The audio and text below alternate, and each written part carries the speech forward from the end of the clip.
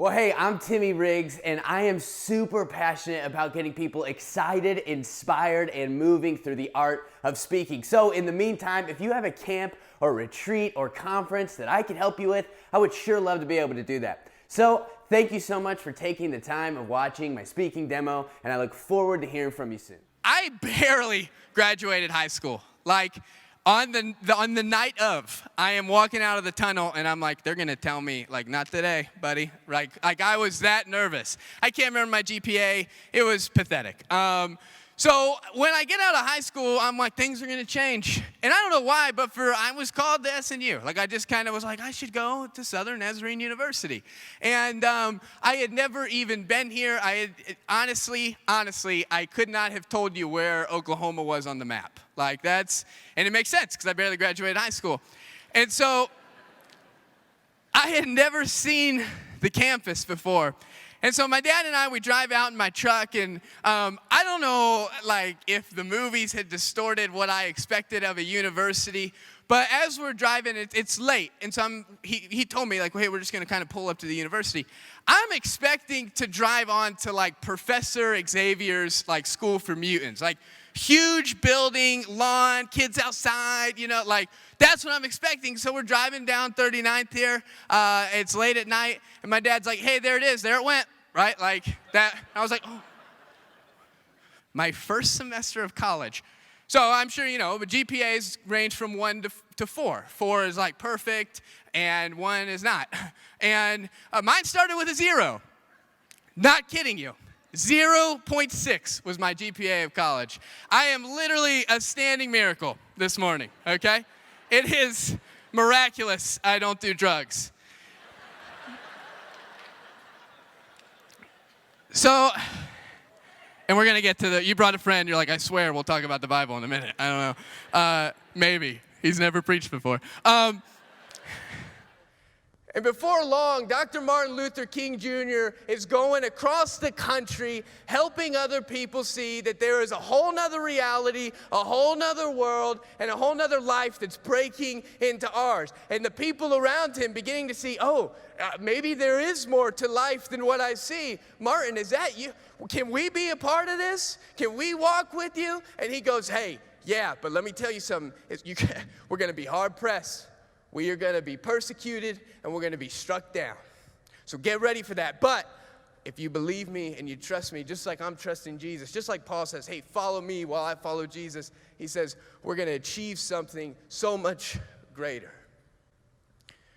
And so this week, as we celebrated Dr. Martin Luther King Day, I began to think, what if I just had a minute? What if God graced me with, whether it's a phone call or sitting across from him or whatever, what would I want to ask? And it's an obvious question, but you just begin to think, hey, would you do it again? Was it worth it? And I think he would look at me and he'd say, if you could see what I now see, on this side of eternity, would I do it again? I was shot and killed at 39 years old. I left my babies. I left my wife. I left the organization and the ministry that I was leading. Would I do it again? Without a doubt. Because what I was doing, Tim, what I was doing far outweighed all the troubles that I was going into. The way that God was breaking in was changing hearts, changing minds. We went through a lot. We were persecuted. I died for it. Would I do it again? I would double down. I would get arrested even more. I would speak more. I would love harder. I would do it again without even blinking, because on this side of eternity, I can promise you there is something under the surface. It is a reality that is breaking in, but we have to shift. We have to shift our soul to be the people that say, what I see, there's more than meets the eye. You are a human being. You were created with purpose by a creator, and you get to create, and you get to make things wonderful, and you get to do it with excellence. You are special. You are a human. You have agency over your life, and you get to decide how to live it. I hope in a way that is more healthy and more whole, more full of peace, more full of joy and excitement and adventure, that what rooms you step into, you bring passion, you light them up when you walk in, not when you walk out. That's my biggest desire for you. And that I can take courage, even though I have a tendency to live a fearful life, because the God of the universe put on skin and bone and said, I'm walking with you. I'm right here. I just feel my grace, just feel my love, one step at a time. Yeah, but God, I'm going to sink. I know.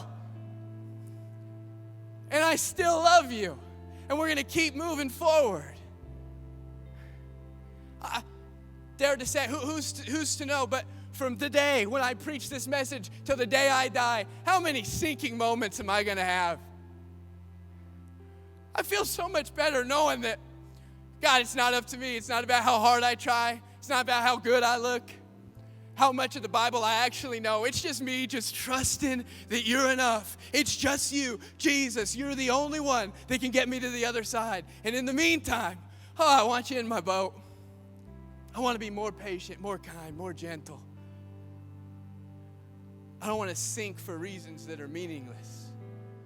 I have friends. You might be surprised to know. But I do, and we kind of give each other adjectives, positive adjectives. And my favorite one for some of the people in our friend group is the adjective of the enhancer. This is the person that they come into the room and they enhance it. They light it up when they come in, not when they leave, right? They make us feel better just because, why? They're not there to show us how strong they are, everything they know. They're not there to gossip. They're not there to be negative at all. Usually they're there to ask me about me, how my week's going, how they can be praying for me. They're just enjoyable. They are the people that I want to be most around, and they're the people I want to be most like. I think Jesus was an enhancer, and as I started thinking about it, I was like, oh my goodness, all those people, one of the underlining common denominators is that, from what I've learned about meekness, is that they're all meek. And I will tell you right now, they are not weak people. They're some of the strongest I know. Weirdly, it has created another kind of pain that I don't think people have felt before, and that's why we're seeing high levels of anxiety, stress, and depression, and we don't know how to talk about it, and I don't want to just say and we just throw medication at it, but sometimes that is kind of the route we go. And so for me, it's almost like we have created a culture that has become so easy. So these pains that we're feeling now are a little bit more emotional, or a little bit more, mental, and obviously I believe spiritual, but we want to avoid it. Why don't I feel amazing every day? Why don't I why am I not completely healthy? So pain is an interesting topic that I'm kind of getting into right now, because I don't know if you know who these guys are, but David Goggins, Jocko Willink, they used to be Navy SEALs. And their theme, their brand is like, embrace the pain, constantly fight through it. And they're exploding. And I think it's because it is a wanted message. It is a charge that people want in their lives. That like, oh yeah, not everything's perfect all the time. Like, I need to fight through the pain. I need to fight through the stress. On the other side of that is a reward.